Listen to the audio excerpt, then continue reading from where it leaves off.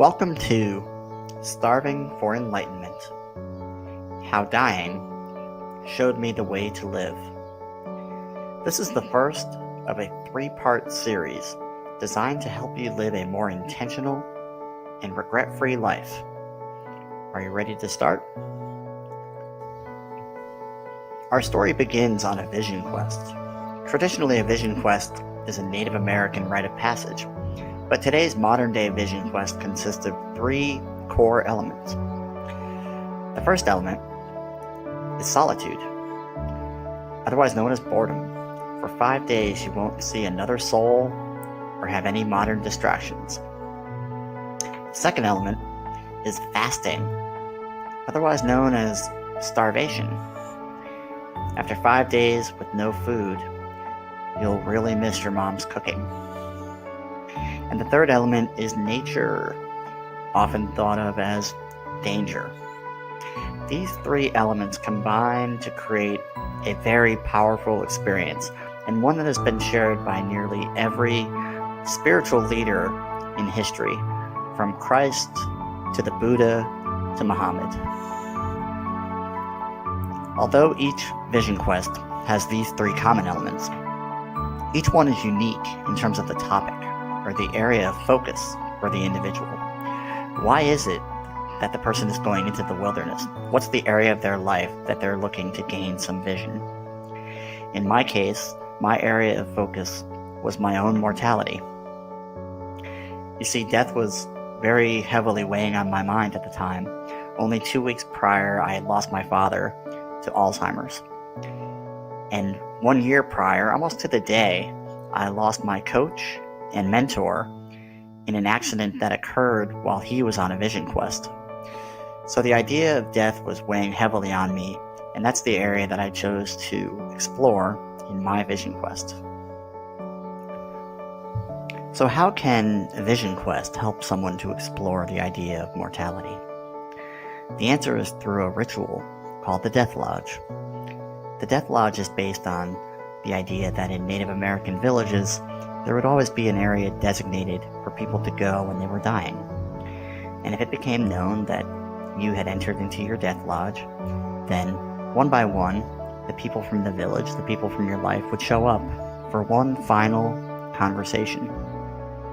It's a really beautiful ritual that doesn't exist in today's society, where the focus is on funerals and wakes, which occur after the person is gone. Now, of course, in a vision quest, you don't have anybody in the room with you. Instead, you're using your imagination. So I simply closed my eyes, and whatever image came into my mind, that was the person who had entered into my death lodge. And I would simply have one final conversation with each of those people. One by one, people would file into my death lodge for that final conversation. My parents, my friends, my siblings, ex-lovers, ex-enemies, really everyone I could possibly think of, and many people who I didn't imagine would ever show up at my death lodge came to visit me for one final conversation. And of course, each conversation was unique.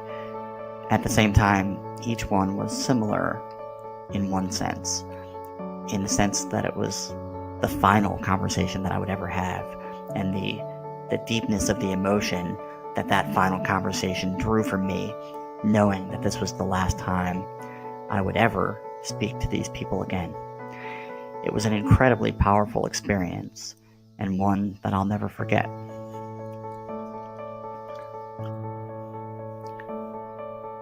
I really don't know how long I spent in my death lodge. It was probably somewhere in the neighborhood of 2 or 3 hours.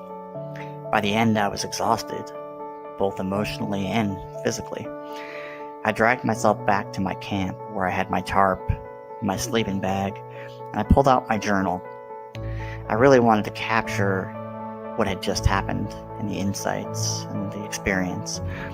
And I stared at that notebook for a long time, and no words would come. I'm not sure why, but for the longest time, nothing came to me. And then 4 words came to me, and I wrote them down.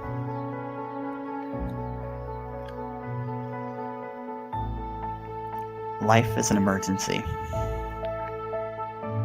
It really is, if you think about it. None of us knows how many years, how many months, how many weeks, how many hours, even how many seconds we have left in our time on this earth. Even if you're someone who believes in an afterlife, there's really no getting around the fact that we don't know how much time we have here on this earth. And you are going to have this epiphany at some point in time. You're going to realize this. The question is, what's going to trigger that? Is it going to be the words of a doctor telling you that you have cancer? Or is it going to be the loss of a spouse? Or maybe even the loss of a child? Or perhaps it will take losing everything that you own in the world for you to realize how fragile life is.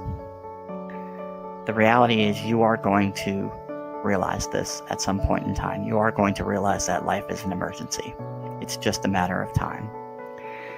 And my hope for you, and my hope for this experience with this training module that we're going through right now, is that you will have that experience sooner than later. Let these words right now, let these words be the trigger that cause you to realize that life is an emergency, and let that change the way you live your life from this day forward. The time to start living your life with greater intention and without regret is now.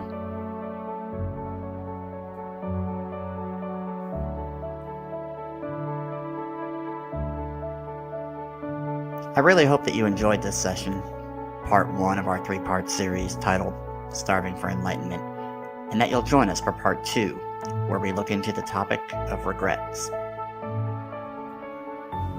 As always, you can find out more about what we're up to at our website, either samaritas.com or lifedesigncenter.com. Drop us a line, check out the blog, or find out if there's training happening either online or in your local area. For now, I'll wish you a prosperous journey and look forward to connecting with you in the future.